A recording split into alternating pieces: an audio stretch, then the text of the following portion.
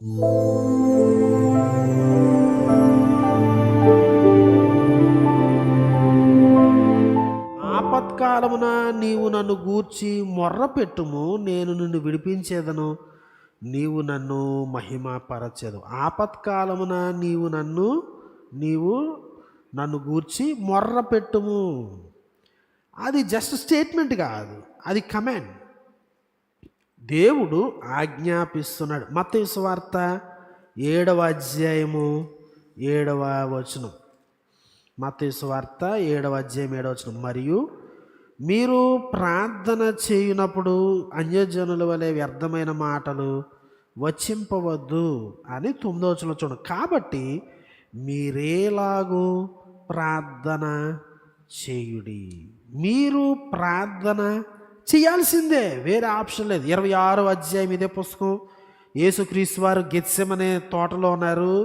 41వ వచనం, 26:41 శిష్యులతో ఈ విధంగా చెప్తున్నాడు, మీరు శోధనలో ప్రవేశింపకుండానట్లు మెలకువగా ఉండి ప్రార్థన చేయుడి.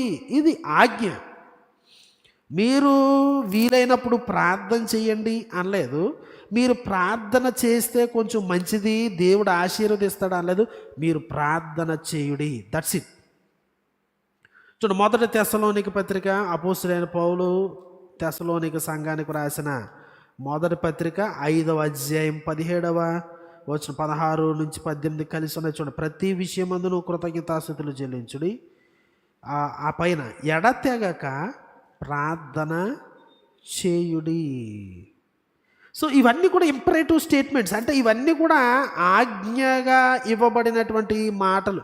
చూడండి, ఇంకా 1 తిమోతి పత్రిక 2 పేజీలు తిప్పితే మనకి కనబడుతుంది. 1 తిమోతి పత్రిక 2వ అధ్యాయం 1 నుంచి, మనం సంపూర్ణ భక్తియు మాన్యతయు కలిగి నెమ్మదిగాను సుఖముగాను బ్రతుకు నిమిత్తము అన్నిటికంటే ముఖ్యముగా మనుషులందరి కొరకును, రాజుల కొరకును, అధికారులందరి కొరకును